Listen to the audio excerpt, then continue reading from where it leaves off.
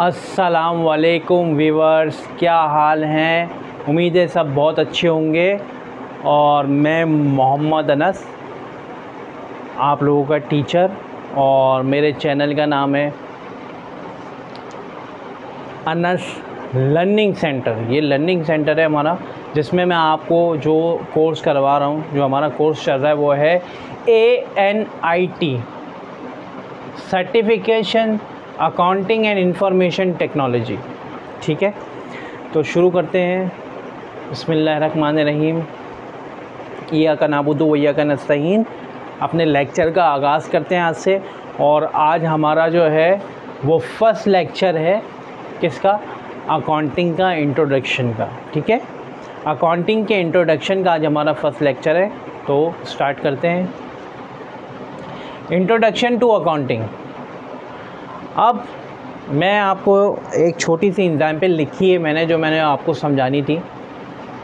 तो इससे अकाउंटिंग का जो है वो कोई ताल्लुक़ नहीं है, बिल्कुल भी इससे कोई कंसर्न नहीं है अकाउंटिंग का।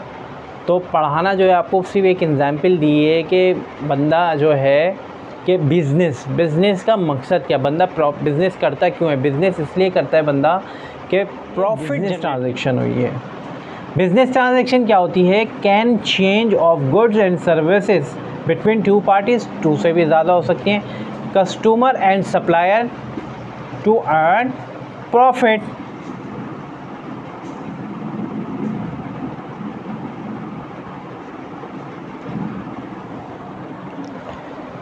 तो इन दोनों पार्टीज़ के बीच जो एक सौदा हुआ, अब अकाउंटिंग, अब हम देखते हैं इसको अकाउंटिंग की नज़र से।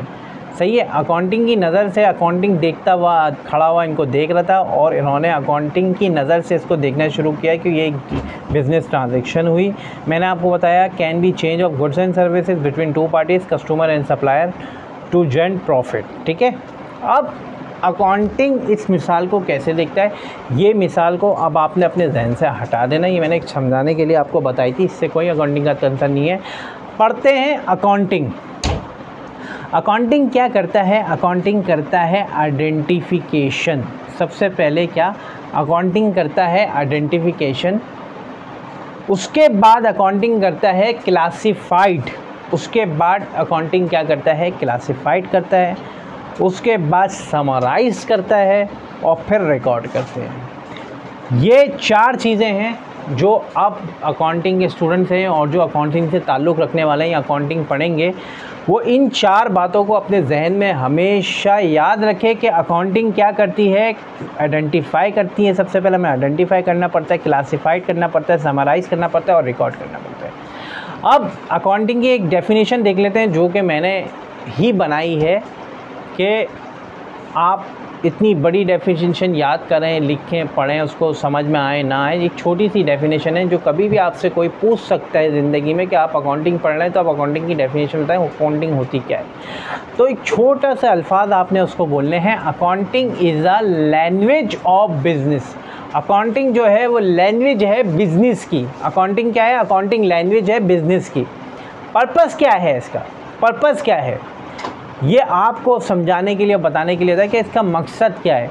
The basic purpose is accounting to provide financial information of a business. Accounting जो है उसका मकसद जो है वो क्या करती है? इंफॉर्मेशन देती है फाइनेंशियल बिज़नेस की। जो इन्फॉर्मेशन ज़रूरी होती है ऑनर के लिए, जो इन्फॉर्मेशन ज़रूरी किसके लिए होती है? ऑनर के लिए होती है, मालिक के लिए ज़रूरी है। अब आगे चलते हैं इसी तरह, तो हम पढ़ेंगे there are 5 heads of accounts which are called pillars of accounting.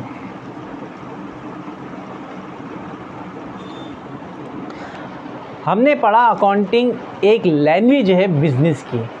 ठीक है, बिज़नेस की एक ज़बान है और इसकी बहुत सारी डेफिनेशन है, लेकिन एक छोटी सी डेफिनेशन है जो आपने हमेशा याद रखी है कि अकाउंटिंग लैंग्वेज है बिज़नेस की। अकाउंटिंग लैंग्वेज है बिज़नेस की। अकाउंटिंग लैंग्वेज है बिज़नेस की।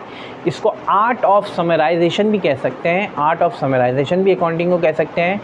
बखैर, समझाने का मकसद आपको था, उम्मीद है अच्छा समझ में आया होगा। अब नीचे हमने पढ़ा जिस तरह इस्लाम के 5 सुतून हैं, इसी तरह अकाउंटिंग के भी 5 पिलर्स हैं जिन पे अकाउंटिंग खड़ी हुई है। अगर आप एक भी पिलर यूज़ नहीं करेंगे तो अकाउंटिंग खड़ी रह नहीं पाएगी। तो उनको आपने लाजमी समझना इस क्लास के अंदर कि वो क्या हैं, जिनको हम कहते हैं pillars of accounting. Pillars of accounting जिन पे बुनियाद पे अकाउंटिंग खड़ी हुई है।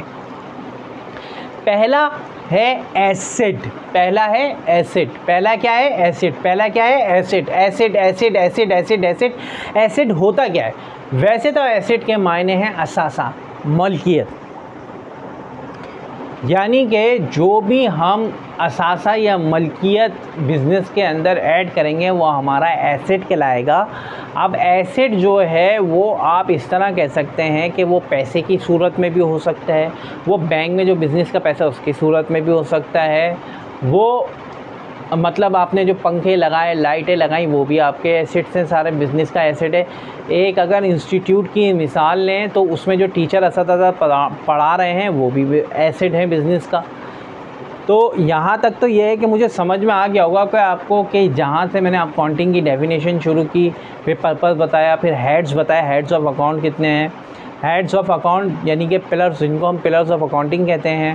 पहला है एसेट। एसेट क्या होता है? असासा मलकियत, यानी जिसमें हम जो भी असासा मलकियत इस्तेमाल करेंगे वो एसेट कहलाते हैं। अब लायबिलिटी। लायबिलिटी क्या होती है बिज़नेस के अंदर? लायबिलिटी क्या है? लायबिलिटी है कि आपके बिज़नेस के अंदर कोई इन्वॉल्व हो गया। अब इसकी मिसाल मैं आपको समझाता हूँ कि कैसी है। आपने एक बिज़नेस स्टार्ट किया, ठीक है, उस बिज़नेस को स्टार्ट करने के लिए टोटल 5 लाख रुपए की ज़रूरत थी, ठीक है, उस बिज़नेस को स्टार्ट करने के लिए 5 लाख रुपए की ज़रूरत थी। अब आपके पास जो है वो है 4 लाख रुपए,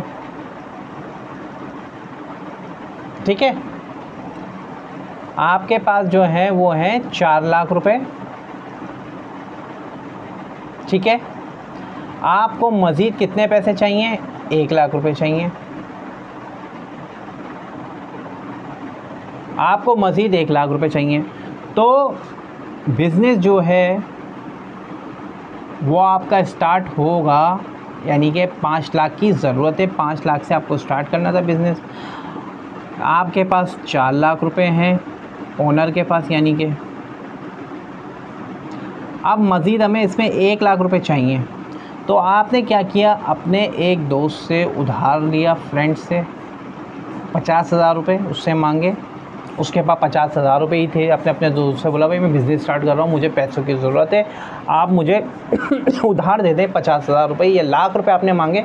बिलफर्ज हालात ऐसे हैं कि वो आपको नहीं दे सका, तो उसने आपको 50,000 का वादा किया। अब 50,000 रुपये आपके और ऐड हो गए, तो ये हो गए 4,50,000। अब आप देखते जाएगा, 50,000 तो आपने फ्रेंड से मांग लिए। अच्छा, 50,000 रुपये आपने क्या किया? बैंक से ले लिए। अब आप देखिएगा आपके बिज़नेस में 2 पार्टियां इन्वॉल्व हो गई हैं। 2 पार्टियां आपके बिज़नेस में इन्वॉल्व हो गई हैं, एक हो गए फ्रेंड और एक हो गया बैंक। तो अब ये क्या हो गया? लायबिलिटी कि आपके बिज़नेस के ऊपर यानी कि अदर पार्टीज़ आ गई हैं, यानी लायबिलिटी आ गई है आपके ऊपर, ज़िम्मेदारी आ गई है कि आपने ये लाख रुपए जो हैं वो इनको देने हैं। जब बिज़नेस आपका स्टार्ट हो जाएगा, चलने लगेगा, तो आपने बैंक को और अपने फ्रेंड को वो 50,000 रुपये अदा करने। तो ये जो 2 पार्टियाँ इन्वॉल्व हुई हैं, it's called liability. It's called liability.